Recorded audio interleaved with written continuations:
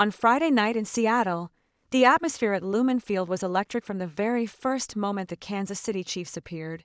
and all eyes were drawn to tight end Travis Kelce as he emerged from the tunnel leading his teammates onto the turf, his hands thrust high into the air, his voice booming with encouragement. And in that instant, the opening of the game turned into a celebration, a party before the contest even began. The thousands of spectators roaring as if the result had already been decided, and Kelce, long known for his boundless energy in locker rooms and on fields, looked every part the leader, his face glowing with determination, his eyes sharp with confidence, and the message was unmistakable that the Chiefs had come to fight, to battle, to win, and behind him strode Patrick Mahomes, Chris Jones, and the rest of the roster, their steps quickened by the energy radiating from their veteran tight end, their slaps on shoulders, their growls, their pounding fists, setting the rhythm of a team united by one goal. And in the stands, Chiefs supporters had already painted their corner of the stadium in red, their banners raised high with words like, "In Kelce we trust," and "Run it back, Chiefs."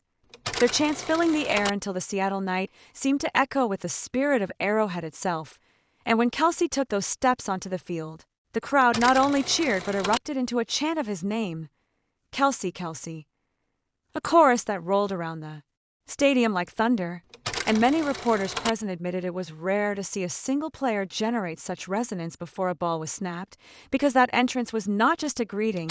it was a statement, it was leadership embodied. And at 35 years old, though no longer the youngest athlete,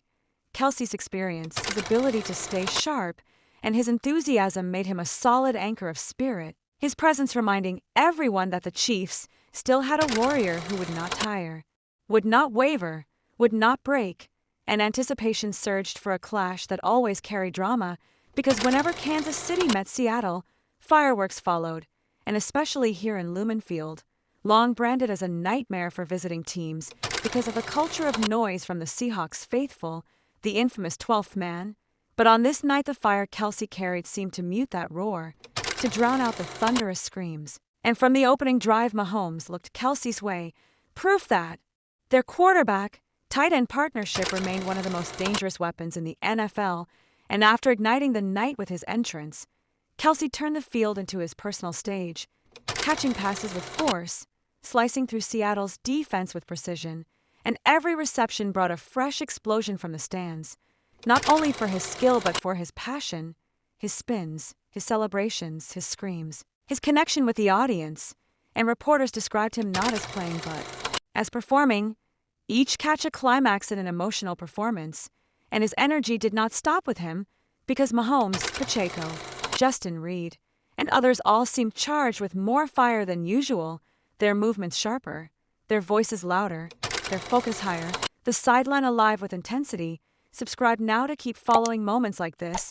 Yet even as Kansas City roared, the Seahawks did not shrink. Their fans raised their voices, their defense tightened, and the clash intensified, but Kelce remained at the center of Kansas City's momentum, drawing coverage, pulling defenders, and yet still finding ways to break free, his footwork crisp, his timing exact, his chemistry with Mahomes flawless. And in the second quarter, on a key third down, Mahomes delivered to Kelce, who spun from a tackle, stretched for extra yards, and turned a potential stop into a surge, the sideline erupting as if it were a touchdown. And Seattle doubled and tripled him,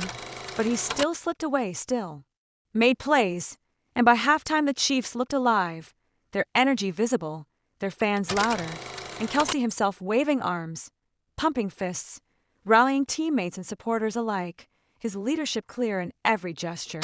And when the second half began, Seattle struck back, their crowd deafening, their defense pressing, but Kelce responded with ferocity, blocking hard, catching with strength, and celebrating each gain as though he carried the weight of the stadium, and around him his teammates rose, Pacheco grinding for yards, Reed hitting hard on defense, Chris Jones rushing the quarterback, but Kelce remained the anchor, his voice echoing in the huddle, his body language urging discipline, his fire lifting the unit higher. And as the third quarter closed, the game hung tense, the Seahawks fighting fiercely, the Chiefs pressing with relentless drive, and in the fourth quarter the tension peaked, the stakes high, the noise thunderous, but the Chiefs locked in, their unity clear, their purpose simple. And though Seattle fought with pride, the spark Kelce ignited before kickoff still burned, carrying Kansas City forward. And when the final whistle blew, what lingered was not merely the score but the image of leadership, of a veteran at 35 still burning with passion, shifting the heartbeat of a stadium, proving that he was more than a player. He was a catalyst, a performer, a leader whose story continues to shape the history of his team. And that night in Seattle will be remembered not simply as another game, but as the evening Travis Kelce transformed a field into a stage, a stadium into a theater, and a contest into a demonstration of leadership. Subscribe if you want to keep watching these unforgettable stories, because the truth of that night is that Kelce lifted not only his teammates but his fans, his coaches, and even his opponents into recognizing the force of will, the charisma, the sheer magnetism he carries. And as reporters scribbled notes, they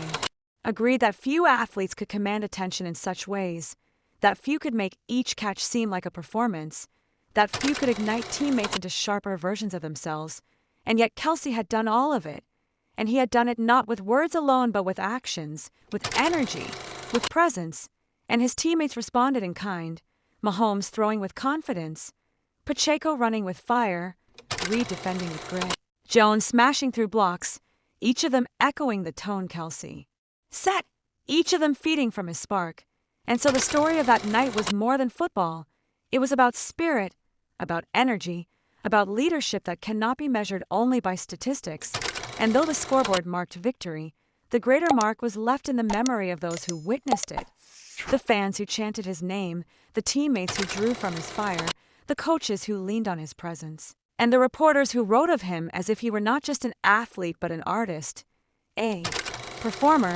a conductor of energy. And the night ended with the understanding that Travis Kelce's legacy is not only in touchdowns or receptions but in moments like these, where he shifts the atmosphere, where he commands a stage, where he proves that age is only a number when spirit remains young. And at 35 he showed that he is still the same tireless warrior, still the same leader, still the same performer who can electrify a crowd, inspire a team, and silence an opposing stadium. And that is why Friday night in Seattle will remain etched in memory, because it was not simply a game, it was a story of leadership, of passion, of energy, and of Travis Kelce leading the Chiefs out into battle and carrying them with his fire until the very end.